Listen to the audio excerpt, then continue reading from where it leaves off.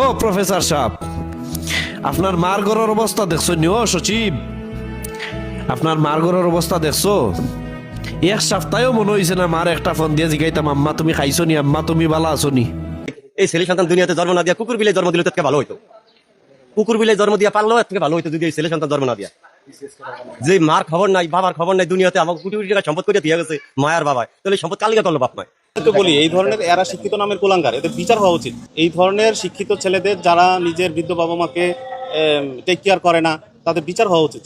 দুই একটা বিচার হলে সমাজ আর একটু অ্যালার্ট হবে যে না, আমাদের বাপ মাদের বৃদ্ধ বয়সে একটু খোঁজ খবর নেওয়া উচিত। তো আমি মানবাধিকার কর্মী হিসাবে একটা কথাই বলি, সেটা হচ্ছে যেটা যে দেখেন, সন্তানকে শুধু বইয়ের শিক্ষা দিলে হবে না। আমার মনে হয় যে প্রতিটা বাবা মারই উচিত সন্তানকে সুশিক্ষা দেওয়া।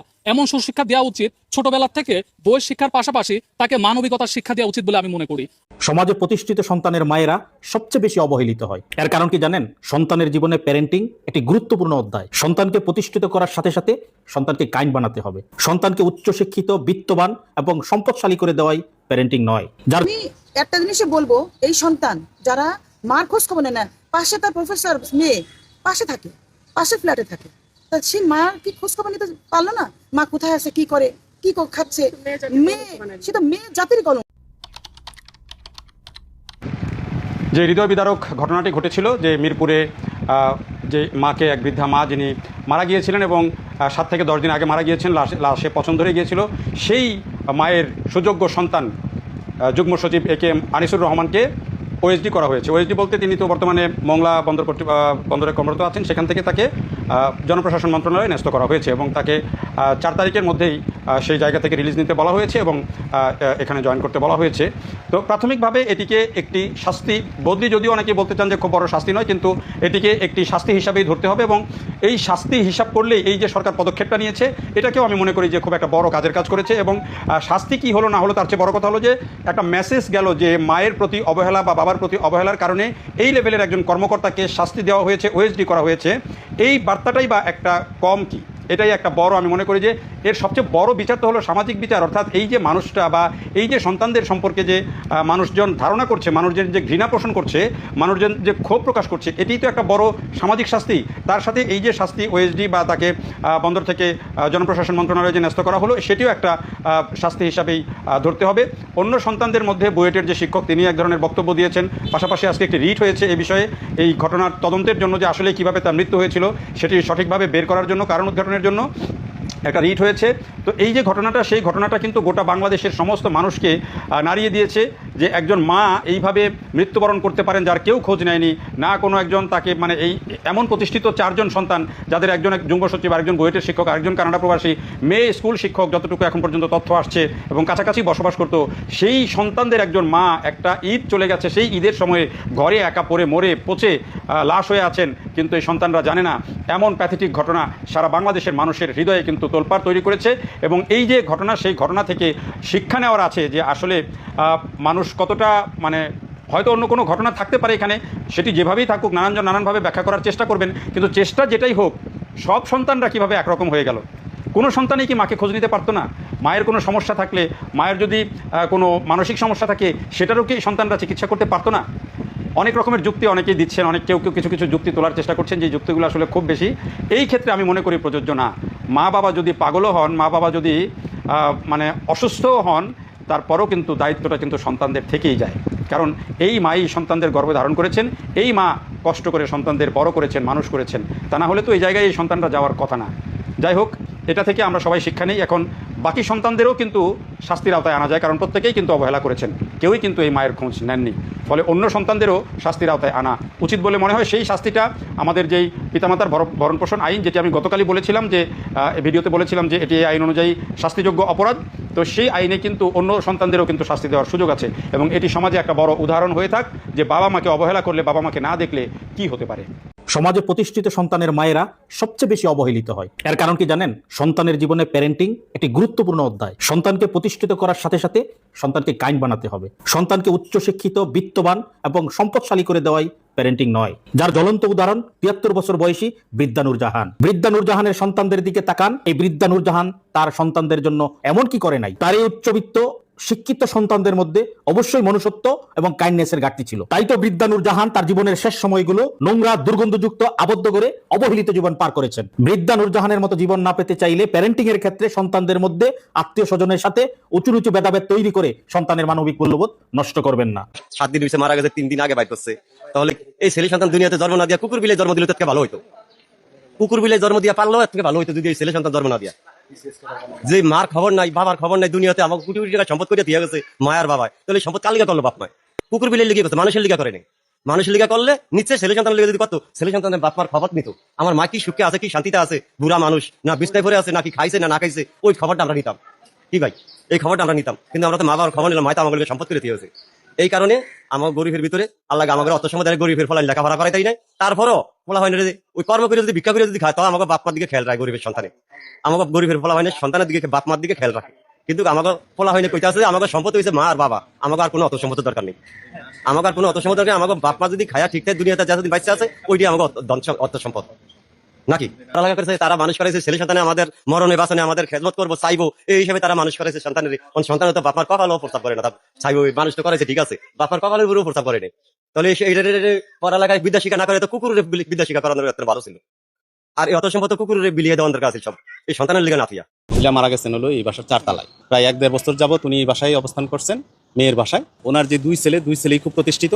একজন দেশের স্বনামধন্য বিশ্ববিদ্যালয়ে আপনারা জানেন বুয়েটের প্রফেসর, আরেকজন হলো আপনার আমরা শুনছি আর কি উপসচিব, উনি খুলনায় বন্ধ কর্তৃপক্ষের উপসচিব। কানাডায় থাকে এক ছেলের ঘরের নাতি। আমরা ঘরেও গেছি, ঘরে খুব নোংরা অবস্থা। বলতে গেলে এটা বলা যায় যে অযত্নে অবহেলায় এই বৃদ্ধ মহিলাটা মারা গেছেন। এই ধরনের সুশিক্ষিত সন্তানদের কাছে মা অবহেলায় মারা যাবে, এটা কখনো কাম্য না। যিনি মারা গেছেন বৃদ্ধ মহিলা, তার যে মেয়ে, উনার হাজবেন্ডও ঢাকা বিশ্ববিদ্যালয়ের ইতিহাসের প্রফেসর ছিলেন। মেয়ের হাজবেন্ড বিশ্ববিদ্যালয়ের প্রফেসর ছিলেন। উনি মারা যাওয়ার পর উনি নিজেও একজন ভারসাম্য রোগী। আগে একটা স্কুলে মেয়েটা একটা জব করতেন। ওনারা কখনোই আসেন না। আমি তো বলি এই ধরনের এরা শিক্ষিত নামের কুলাঙ্গার, এদের বিচার হওয়া উচিত। এই ধরনের শিক্ষিত ছেলেদের যারা নিজের বৃদ্ধ বাবা মাকে টেক কেয়ার করে না, তাদের বিচার হওয়া উচিত। একটা বিচার হলে সমাজ আর একটু অ্যালার্ট হবে যে না, আমাদের বাপ মাদের বৃদ্ধ বয়সে একটু খোঁজ খবর নেওয়া উচিত। একটা জিনিস দেখেন যে আপনার মনে করেন যে হচ্ছে যে জান্নাতটাকে মহান আল্লাহ তাআলা আপনার মায়ের পায়ের নিচে দিয়ে দিয়েছে, তাহলে একটা মার কতটুকু সম্মান আল্লাহ তাআলা দিয়েছেন। তো সেই বৃদ্ধা মা দেখেন আপনার হচ্ছে এখানে উনি মারা গিয়েছেন আরো 2-1 দিন আগে বা তারও বেশি হতে পারে ধারণা করা হচ্ছে, কিন্তু তার যারা সন্তানরা আছে তারা জানে না যে তার মা পৃথিবীতে আর বেঁচে নাই। ইচ্ছা দুঃখজনক, লজ্জাজনক আর কিছু হতে পারে বলে আমি কখনোই মনে করি না। তো আমি মানবাধিকার কর্মী হিসাবে একটা কথাই বলি, সেটা হচ্ছে যেটা যে দেখেন সন্তানকে শুধু বইয়ের শিক্ষা দিলে হবে না। আমার মনে হয় যে প্রতিটা বাবা মারই উচিত সন্তানকে সুশিক্ষা দেওয়া, এমন সুশিক্ষা দেওয়া উচিত ছোটবেলা থেকে বইয়ের শিক্ষার পাশাপাশি তাকে মানবিকতার শিক্ষা দেওয়া উচিত বলে আমি মনে করি। আজকে যদি মনে করেন যে এই যে বৃদ্ধ মা আমাদের মাঝ থেকে বিদায় নিয়েছে, উনি কতটা দুঃখ কষ্ট নিয়ে যে বিদায় নিয়েছে সেটা হয়তো আমি ভাষায় প্রকাশ করতে পারবো না। একটা মা 2-3টা সন্তান থাকা সত্ত্বেও তারা প্রতিটা সন্তান ইস্টাবলিশ, আপনার হচ্ছে তারা অনেক বড় র্যাঙ্কে চাকরি করে, এটাও আমরা জানতে পেরেছি। তো একটা মা তাদের অবশ্যই কোলে পিঠে করে লালন পালন করে কিন্তু এত বড় করে তুলেছে। এই হতভাগা মাটা এতটাই হতভাগা, দেখেন এই বৃদ্ধ বয়সে এসে সে মারা গিয়েছে, তার সন্তানরা জানে না। আমরা মুসলিম হিসাবে একটা জিনিস দেখতে পাই, আমাদের মাঝ থেকে যদি কেউ বিদায় নেয়, আমরা যত দ্রুত সম্ভব তার হচ্ছে ইসলাম শরিয়াত মোতাবেক অনুযায়ী তার দাপনটা সম্পন্ন করি, এটা আমাদের ইসলামে বলা আছে। কিন্তু ওই মাটা এতটাই দুর্ভাগা, উনি মরে যাওয়ার পরও 2 দিন কি 5 দিন এমনটাই ধারণা করা হচ্ছে তার সন্তানরা জানে না। এর মাঝখানে কিন্তু আমরা বছর করে একটা খুশির দিন ঈদও পার করেছি। সে যদি ঈদের আগে মারা যেয়ে থাকে, তাহলে তার সন্তানটা কেমন সন্তান যে মা বেঁচে আছে কিনা এই খোঁজটাও তারা নিতে পারে নাই। আপনারা একটা জিনিস দেখবেন যে বাংলাদেশের প্রেক্ষাপটে ময় মুরব্বী দেখবেন, আমি মনে করি 100% ময় মুরব্বীর মধ্যে 95% ময় মুরব্বী দেখবেন যে সমাজের যারা বিত্তশালী, ধনী বলতে আমরা যারা বুঝি, বড়লোক বলতে আমরা যারা বুঝি, তাদেরই পিতামাতা দেখবেন আজকে লাস্ট আশ্রয়স্থলটা হয়েছে কি বৃদ্ধাশ্রম। কেননা তারা সন্তানকে বড় বড় বাড়ি করে দিয়েছে, বড় বড় গাড়ি করে দিয়েছে, ভালো ভালো ভার্সিটির থেকে সুশিক্ষায় শিক্ষিত করেছে, কিন্তু মানবিক শিক্ষা দিতে না পারার কারণে আজকে এই বাবা মাদের আপনার হচ্ছে আশ্রয়স্থল হয়েছে কিন্তু বৃদ্ধাশ্রমে। তো আমি একটা কথাই বলতে চাই যে মহান আল্লাহ তাআলা জান্নাতটাকে মায়ের পায়ের নিচে করে দিয়েছেন। আমার মনে হয় প্রতিটা সন্তানের উচিত মা বাবাকে সর্বোচ্চ রেসপেক্ট করা, কেননা মা বাবার গুরুত্বটা মহান আল্লাহ তাআলা এতটাই দিয়েছেন। আপনি দেখেন আমরা ইসলামে এটাও জানি যে আপনার হচ্ছে অনেক বড় বড় আলেম, তারা যদি একটা গিলাসে আপনার হচ্ছে পানি রেখে ফু দেয়, আর মূর্খ মা যদি আর একটা গিলাসে ফু দেয়, মহান আল্লাহ কিন্তু ওই মূর্খ মার দোয়াটাই কবুল করেন। মার গুরুত্বটা ইসলাম বারবার বলেছেন যে মায়ের উপরে আর কোনো কিছু নাই। তো সেই জায়গা থেকে যারা এই ধরনের মেন্টালিটির সন্তান আছেন যে বৃদ্ধা বয়সে বাবা মার প্রতি যে দায়িত্ব, সেই দায়িত্ব পালন না করে বাবা মাকে বৃদ্ধাশ্রমের দিকে ঠেলে দিচ্ছেন, অথবা মা বাবার যে আপনার ভরণ পোষণ সেগুলো না করে মা বাবাকে এইভাবে, এই যে বৃদ্ধ মাটা আপনি দেখেন আজকে আমার মনে হয় যতটুকু যে উনি যদি 4-5 দিন আগে আমাদের মাঝ থেকে বিদায় নিয়ে থাকে, তাহলে আমার মনে হয় যে উনি বৃদ্ধ বয়সের সুচিকিৎসা পেয়েছে কিনা আমার হয়তোবা জানা নাই। তাহলে এই মাটা যে সন্তানগুলাকে খেয়ে না খেয়ে লালন পালন করে আজকে এত বড় অফিসার করে তুললো, সেই মা বৃদ্ধ বয়সে কি সালপলের থেকে এতটুকু আশা করতে পারে না যে বৃদ্ধ বয়সে আমার অসুখ বিসুখ হলে আমার ছেলে পেলে আমাকে দেখভাল করবে? তো এই সকল সন্তানদের প্রতি আমি একটা মেসেজ দিতে চাই, দেখেন আজকে আপনি আপনার মায়ের সঙ্গে যে অন্যায়টা করেছেন, আপনিও বাবা, প্রকৃতির একটা বিচার আছে। আজকে আপনি আপনার বাবার মার সঙ্গে যে অবহেলা করছেন, টুডে টুমোরো আপনার সন্তানরাও আপনার সঙ্গে এই সেম কাজটাই করবে, কেননা প্রকৃতি কখনো কাউকে ছাড় দেয় না। তো সে জায়গা থেকে আমি একটা কথাই বলতে চাই, পৃথিবীতে আমরা কেউ সারা জীবন থাকতে আসি নাই, পৃথিবীটা ক্ষণস্থায়ী পৃথিবী। এই ক্ষণস্থায়ী পৃথিবীতে আমার মনে হয় প্রতিটা সন্তানের, দেখেন আপনার হচ্ছে আপনার শরীরের চামড়া কেটে দিয়েও আপনার গর্ভধারিণী মায়ের দুধের এক ফোঁটা দাম দেওয়ার ক্ষমতা আপনার নাই। এটা কে বলছে? মহান আল্লাহ তাআলা বলছে। যে মহান আল্লাহ তাআলা মাকে এতটা সম্মান দিয়েছে, আর আমরা এই সম্মানটাকে ধরে রাখতে না পারে, মা যে কত বড় অমূল্য সম্পদ, এটা যে ছেলেরা বা যে সন্তানরা বোঝে না, আমার মনে হয় তারা কি বলবো, মানে সুশিক্ষায় শিক্ষিত হতে পেরেছে বলে অন্তত আমার মনে হয় না। তো আমি আপনাদের মাধ্যমে একটা জিনিসই বলতে চাই দেশবাসীর কাছে, আমি বৃদ্ধাশ্রমেও একাধিকবার গিয়েছি, গিয়ে খোঁজ নিলে একটা জিনিসই বারবার মানে নজরে আসে, বৃদ্ধাশ্রমে আপনারাও গিয়ে দেখেন যে হচ্ছে আপনার যারাই বৃদ্ধাশ্রমে আশ্রয় নিয়েছে ম্যাক্সিমাম ভালো ফ্যামিলির বাবা মা, যাদের অর্থের কোনো কমতি ছিল না। সন্তান হয়তোবা বিসিএস ক্যাডার, হয়তোবা ডিসি, হয়তোবা ডাক্তার, যারা সমাজের বড় বড় উচ্চ পর্যায়ে চাকরি করে, তাদের বাবা মারাই বৃদ্ধাশ্রমে। আমি মনে করি এই মা সমতুল্য জান্নাতকে বৃদ্ধাশ্রমে না দিয়ে বাসায় রাখেন, একবেলা ডাল মতো খেতে দেন, আপনার সন্তানের সবচেয়ে বিশ্বস্ত খেলোয়াড় আপনার মায়ের চা কেউ হতে পারে না। ও প্রফেসর সাহেব, আপনার মার ঘরের অবস্থা দেখছো নি? ও সচিব, আপনার মার ঘরের অবস্থা দেখছো? এক সপ্তাহেও মনে হয়েছে না মার একটা ফোন দিয়ে জিগাইতাম, আম্মা তুমি খাইছো নি, আম্মা তুমি ভালো আছো নি? তোমরার বউ আইন, তোমরার হুরুতা মুরতা, তোমরার মার ঘর তো আবার কথা নাই। তোমরার মার ঘরের অবস্থা দেখছো নি? ই ঘরে মানুষ থাকে? ইলাকান একটা ঘরে মানুষ থাকতো পারে? ও কানাডিয়ান প্রবাসী, ও পয়সা আলা ভাই সাহেব, মার লগে সপ্তাহে একটা বার ভিডিও কলে ফোনে মারতে ইচ্ছে হয় না নানি? অথচ বউরে ঘন্টার পর ঘন্টা ভিডিও কলে রাখতে বড় ভালো লাগে, যদি কোন বেটা লগে যায় গিয়া। কিন্তু মারে একটা বার ভিডিও কলে রাখতে রাজিও না কেনে, যে আম্মা যদি তোমার কোনো অসুখ হয় আমারে লুকাও, তোমার মুখ কান দেখি। এই হারামির বাচ্চা, যার মা নাই তারা গিয়া জিকা যে মা না থাকলে কি কষ্টটা হয়। আমরা কইতাম পারবো, আমরা বুকুর ভিতরে আমরা কিতা করে, মার কথা চিন্তা হইলে আপনার বুকুর ভিতরে কিতা করে। আর তোমরা মা পাইয়া মার কদর বুঝলাই না। তোমরার মায় তোমরার গর্ভ ধারণ করছো অনেক কষ্টে। তোমরার বউর দিকে চাইলে বুঝো না তোমরার বাচ্চা কিলা জন্ম হইছে, তোমরার বাচ্চা কিলা দুনিয়াতে আইছে। তোমরার বউর বাই চাইলে বুঝো না। তোমরার বাচ্চা প্রসবের সময় ঠিকও তো তোর বউর কাছে গিয়া তোর বউর মাথা তাতাইছত যে বউ চিন্তা করিও না, আর একটু সময় কষ্ট করো, বাচ্চা হয়ে গেলে সব কষ্ট দূর হয়ে যাব। ঠিক ওগুলা তোর মায়ে তোরে প্রসব করার সময় ও যন্ত্রণাটা পাইছই। আর তুই আই সচিব হইয়া, প্রফেসর হইয়া, কানাডিয়ান প্রবাসী হইয়া, সাফতা যায় তোর মার লাশটা ফসিয়া যায়। তোর মা কোন রুমের ভিতরে তখন তোর মার রুমের অবস্থা কিতা, দুর্গন্ধ।